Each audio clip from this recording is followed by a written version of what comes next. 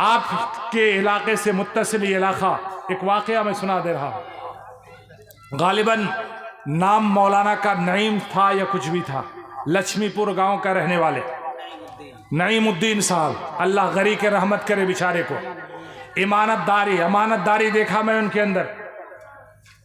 नईमुद्दीन लक्ष्मीपुर के ईदगाह के भी इमाम थे, जामे मस्जिद के भी इमाम थे, और उनके गांव से पश्चिम एक टोला है, उस टोले का एक हाजी साहब का इंतकाल हुआ।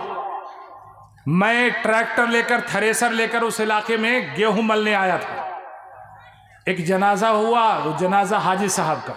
हाजी साहब के 3 बेटे, हाजी साहब के 3 बेटे, तीनों बेनमाजी। जनाजा लोग लेकर के आ गए कब्रिस्तान में। जनाजा रखा गया, लोग सब बंदी कर लिए। अब इमाम साहब की बारी आई नमाज पढ़ाने के लिए। इमाम साहब खड़े हो गए, लोगों से मुखातिब हुए, उन तीनों बच्चों से मुखातिब हुए और कहने लगे, अगर आप लोग जनाजे की नमाज पढ़ेंगे तो हम लोग नमाज नहीं पढ़ेंगे। मेरी आंखों ने देखा है, सुनी हुई बात नहीं है। अगर आप तीनों बेटे हैं हाजी साहब के, अगर आप नमाज पढ़ेंगे तो हम लोग नमाज नहीं पढ़ेंगे। आप अपने बाप की जनाजे की नमाज पढ़िए, ले जा करके दफन कर दीजिए, वरना जनाजे से आप तीनों हट जाइए, आपको नमाज पढ़ने की इजाजत नहीं है, हम लोग नमाज पढ़ेंगे। तीनों भाई डटे रहे, नहीं हम लोग भी पढ़ेंगे। गलती हो गई, आज छोड़ दीजिए। इमाम साहब ने कहा, इससे पहले भी कहा गया था, आप लोग नहीं माने, छोड़ने की कोई बात नहीं है। बाकायदा ईदगाह में और मस्जिद में भी ऐलान होता है कि ऐसे बेनमाजियों की नमाज जनाजा नहीं है, मुसलमानों के कब्रिस्तान में दफन नहीं किया जाएगा और उनके जनाजे में भी शरीक होने नहीं दिया जाएगा। या तो आप जनाजा पढ़ें या हम लोग जनाजा पढ़ते हैं। अल्लाह अकबर। नहीं जब माने तो लोग जाना शुरू कर दिए। इमाम साहब कहे, चलिए हम लोग चलते हैं, ये तीनों भाई मिलकर के अपने बाप की जनाजे की नमाज पढ़ लेंगे। लोग जाने लगे उल्टा पीठ, सब निकलने लगे। तब इन तीनों भाइयों ने मशवरा किया और कहा कि ठीक है इमाम साहब, लोगों को बुला लीजिए, आप ही लोग नमाज पढ़िए, हम लोग नमाज नहीं पढ़ेंगे। आप लोग नमाज पढ़िए, हम लोग नमाज नहीं पढ़ेंगे। मेरी इन आंखों ने देखा, जम्मे गफीर है, इलाके के बड़ा आदमी हाजी साहब हैं, उनके जनाजे की नमाज हो रही है, इलाके के लोग जनाजे की नमाज में शरीक हैं, लेकिन हाजी साहब के 3 बेटे एक दूसरे तरफ जाके खड़े हैं, जनाजे से दूर खड़े हैं, मुंह झुकाए हुए हैं, शर्मिंदगी के मारे। अल्लाह अकबर, ये शर्मिंदगी रुसवाई इस दुनिया के अंदर। तब इमाम साहब नमाज पढ़ाए और नमाज पढ़ाने के बाद तब उनको जो है दफन किया गया। आज अगर इमाम ठान ले गांव का, आज अगर एक मौलवी ठान ले गांव का, आज एक आलिम दीन ठान ले कि ऐसे निकाह में हमको जाना ही नहीं है, ऐसा निकाह पढ़ाना ही नहीं है जहां पर लेन देन हो। मेरे दोस्तों, दिल रो रहा है, ये शेरशाहबादी बिरादरी में ये पैसे, लेन देन, गाड़ी घोड़े, ये कहां से आए? जिस मजहब में, जिस शरीयत में, जिसके मानने वालों में लोगों का दावा हो कि हम अहलुल हदीस हैं, हमारा तौर तरीका सुन्नत के मुताबिक है, हम कुरान और हदीस के मुताबिक चलने वाले हैं, हमारी नमाज रफुल यदैन की, हमारे नमाज आमिन बिल जहर की, हमारी नमाज सीने पर हाथ बांधने की, हम नमाज की हर सुन्नत को तलाश करते हैं, हर नमाज की हर सुन्नत के मामले में हम सुन्नत तलाश करते हैं। क्या निकाह सुन्नत नहीं है? क्या निकाह सुन्नत नहीं है? नबी ने क्या फरमाया? निकाह मिन सुन्नती, निकाह भी मेरी सुन्नत है। जिस तरह नमाज सुन्नत है, उसी तरह नमाज फर्ज है, नमाज में रफुल यदैन सुन्नत है, नमाज में आमिन बिल जहर सुन्नत है, नमाज में सीने पर हाथ बांधना सुन्नत है, नमाज में दुआएं पढ़ना सुन्नत है। तो मेरे दोस्तों, उसी तरह निकाह भी सुन्नत है, और निकाह सुन्नत के मुताबिक अगर हम और आप अंजाम ना दे तो क्या हाल होगा हमारे आपके निकाह का, वो हम और आप देख रहे हैं कि आज बच्ची वाले रो रहे हैं, शर्मिंदा हो रहे हैं, हैं, मुंडी छुपा रहे हैं, चेहरे से आप पड़ रहे हैं, चेहरे काले पड़ रहे हैं। क्यों? महज लेन देन की वजह से। जमीन भी नहीं है, जगह भी नहीं है, जो जमीन जगह बेच करके अपनी बेटी की शादी करे, ला मोहल्ला वो आदमी गांव गांव के ठोकरे खा रहा है, उनकी औरतें बुर्का पहन करके दर दर के ठोकरे खा रहा है, भीख मांग रहे हैं, और भीख मांग करके तब वो निकाह करने के लिए आ रहे हैं। मेरे दोस्त, इस्लाम आया था अमन शांति के लिए। कुरान और हदीस की तालीमात अमन और शांति के लिए है। क्या यही अमन है कि आप बच्ची वाले पर जुल्म करें?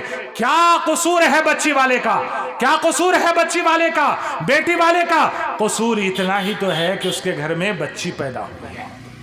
अगर बच्ची होना कसूर है, बगैर बच्ची का रिश्ता कहाँ होने वाला है? बोलो तो सही, बगैर बच्ची का रिश्ता कहीं होने वाला है? नहीं है ना।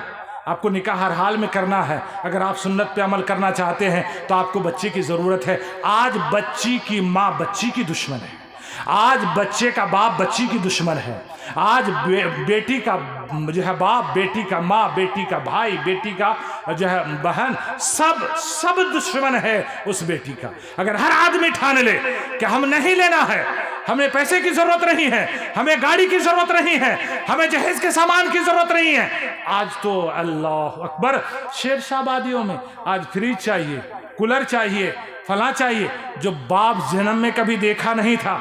और तो और है मौलवी साहब, घर में गाड़ी रखने के लिए जगह नहीं है, टीन का झोपड़ी बना हुआ है, घर में गाड़ी रखने के लिए जगह नहीं है, और गाड़ी का मुतालबा क्या है? अपाची होना है। ओ मैं सस्ता कह दिया, अपाची नहीं, बुलेट होना है। बुलेट है तब। और एक बात जरा दिल की गहराई से बोलना, देखो मेरे दोस्तों, आज मैं भी कहता हूं, मौलवी साहब से कहिए तो भी कहेंगे, मौलवी साहब से कहिए तो वो भी कह देते हैं, हाँ बच्ची वाले को तो गाड़ी दे देना चाहिए। अरे गाड़ी खान देवे तो वारी ना बेटी यार जाओ ये आसा जावे करवे, क्या आसा जावा करवे? बेगैरत, हम भी बेगैरत, आप भी बेगैरत। बेटी और गाड़ी थी आसा जावा करवे, वो फकीर क्यों शादी कर रहा है? जब उसके पास कुछ सुविधा नहीं है, साधन नहीं है, तो क्यों फिर वो शादी कर रहा है इस तरह मांग मांग के? अस्तगफिरुल्लाह सुम्मा अस्तगफिरुल्लाह। तो इस भाषा को, इस जबान को हम और आप भी बदलिए कि वारी बेटी तो चढ़े जाए ब्यासवे, बेटी के दांत तो जरूरी है गदा। मेरे दोस्तों, हम और आप जुल्म कर रहे हैं किस पर? अल्लाह पर, अल्लाह के रसूल पर, कुरान पर, हदीस पर, सुन्नत पर हम और आप जुल्म ढा रहे हैं, जुल्म ढा रहे हैं, शऊरी तौर पर, लाशऊरी तौर पर। तो लिहाजा मेरे दोस्तों, हर गांव का जिम्मेदार होता है। कल क़यामत के दिन उनसे भी पूछा जाएगा, अला कुल्लुकुम राइन व कुल्लुकुम मसऊलन अन रइयतिही। गांव का मॉडल नहीं बनाया गया, हाके मॉडल वाले ने ना के मॉडल मानवे कबे मानबो ना, होता है ना, केवा के सरदार मानवे मानबो ना सरदार। यहां तो लड़ाई शुरू हो जाती है। जो मंडल बनने के लिए, सरदार बनने के लिए लड़ना भिड़ना शुरू कर देते हैं, क्या उस मंडल से, सरदार से कल क़यामत के दिन नहीं पूछा जाएगा कि तुम्हारे रिश्ते में, तुम्हारे गांव में इस तरह की शादी ब्याह का मामला हो रहा था तो तुम खामोश क्यों बैठे हुए थे और क्यों तरफदारी कर रहे थे लड़के वाले के? क्या और जामई तो जेवे और बेटी तो जेवे। तो बहरहाल मेरे दोस्तों, बात थोड़ी लंबी हो गई और ये बात पूरा मजमुआ भरा रहता तो लोगों को सुनाने में थोड़ा अच्छा लगता है, इसलिए मैं तकरीबन जगह लोगों से कहता हूँ कि मुझे 8, 9, 10 बजे का टाइम दे दीजिए तो बहुत बेहतर है, कुछ दीन की बात, इस्लाह की बात हो जाए। तो ये बात बयान करना आपके सामने मेरे लिए ज़रूरी था। और एक बात कि शेरशाहबादी बिरादरी में खुसूसियत के साथ और उमूमियत में मुसलमानों के साथ अदना अदना बात पर लड़ते हैं और कोर्ट कचहरी जाके हाजिर हो जाते हैं। अदना अदना सी बात पर अगर आप तहकीक करेंगे तो अदना अदना सी बात पर मर्डर भी हो जाता है और जंग खुरेजी, खारतगिरी शुरू हो जाती है और दौड़ते हैं कोर्ट कचहरी। डेली चक्कर, कोर्ट का चक्कर, थाने का चक्कर, इसको पैसा दो, उसको पैसा दो। बस पैसा इधर मेहनत से कमाते हैं और इधर हराम में डालते हैं। तो ये दूसरी नसीहत अब्दुल्ला इनी आपसे कर रहा है कि लड़ाई भिड़ाई कम करो, और अगर हो भी जाए इंसानी फितरत के तकाजे के मुताबिक तो गांव के जिम्मेदार बैठ करके उस मसले का हल निकाल लो। उसको थाने में जाने मत दो, उसको कोर्ट में जाने मत दो। अगर थाने में जाएगा, कोर्ट में जाएगा, तो वही हराम रिश्वत का पैसा वो दे दे करके फकीर और कल्लाश बन जाएगा। और सुनो, जिस घर में दो चीजें पैदा हो जाती हैं फिर वो घर उसका अजीरन बन जाता है, वीरान बन जाता है, उजड़ जाता है, बरकत नहीं होती है। उसमें एक चीज क्या है मालूम है?